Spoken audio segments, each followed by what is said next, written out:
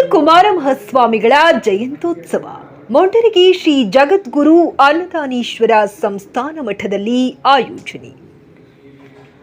ಅಖಿಲ ಭಾರತ ವೀರಶೈವ ಮಹಾಸಭೆ ಸಂಸ್ಥಾಪಕರಾದ ಲಿಂಗೈಕ್ಯ ಶ್ರೀ ಹಾನಗಲ್ ಕುಮಾರ ಮಹಾಶಿವಯೋಗಿಗಳವರ 157ನೇ ಜಯಂತಿಯನ್ನು ಈ ಬಾರಿ ಗದಗ ಜಿಲ್ಲೆ ಮುಂಡರಗಿ ಪಟ್ಟಣದಲ್ಲಿ ಆಚರಿಸಲು ನಿರ್ಧರಿಸಲಾಗಿದೆ.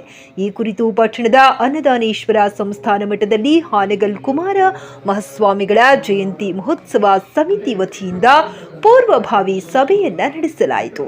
ಸಭೆಯ ಸಾನ್ನಿಧ್ಯವನ್ನ ಜಗದ್ಗುರು ನಾಡೋಜ ಡಾಕ್ಟರ್ ಅನ್ನದಾನೇಶ್ವರ ಮಹಾಸ್ವಾಮೀಜಿ ವಹಿಸಿದ್ದರು. ಶ್ರೀಮಠದ ಉತ್ತರ ಅಧಿಕಾರಿಗಳಾದ ಮಲ್ಲಿಕಾರ್ಜುನ ಮಹಾಸ್ವಾಮೀಜಿ ನೇತೃತ್ವದಲ್ಲಿ ಹಾವೇರಿಯ ಉಕ್ಕೇರಿ ಮಠದ ಸದಾಶಿವ ಮಹಾಸ್ವಾಮೀಜಿ, ನಾಗನೂರು, ಮಣಕವಾಡ, ನರಗುಂದ, ಹೂವಿನ ಹಡಗಲಿ, ತುಪ್ಪದ ಕುರಹಟ್ಟಿ, ಹಿರೇಮಲ್ಲನಕೇರಿ, ನರಸಾಪುರ ಸೇರಿದಂತೆ ವಿವಿಧ ಮಠಾಧೀಶರು ಸಭೆಯಲ್ಲಿ ಪಾಲ್ಗೊಂಡಿದ್ದರು. ಸೆಪ್ಟೆಂಬರ್ 14ರಿಂದ 24ರವರೆಗೆ ಪ್ರತಿದಿನ ಹಾನಗಲ್ ಕುಮಾರಸ್ವಾಮಿಗಳ ಜೀವನ ಚರಿತ್ರೆ ಹಾಗೂ ಪಟ್ಟಣದ ವಾರ್ಡ್ಗಳಲ್ಲಿ ಮತ್ತು ಸುತ್ತಮುತ್ತಲಿನ ಹಳ್ಳಿಗಳಲ್ಲಿ ಮಠಾಧೀಶರ ಪಾದಯಾತ್ರೆ ಹಮ್ಮಿಕೊಳ್ಳುವುದರ ಮೂಲಕ ಸಮಾರಂಭವನ್ನ ಅದ್ದೂರಿಯಾಗಿ ಹಾಗೂ ಅರ್ಥಪೂರ್ಣವಾಗಿ ನಡೆಸಲು ತೀರ್ಮಾನಿಸಲಾಯಿತು.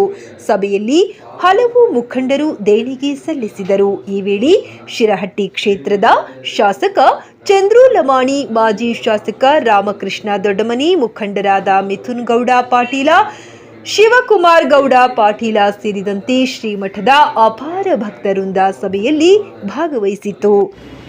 ವರದಿ ರಂಗನಾಥ್ ಕಂದಗಲ್.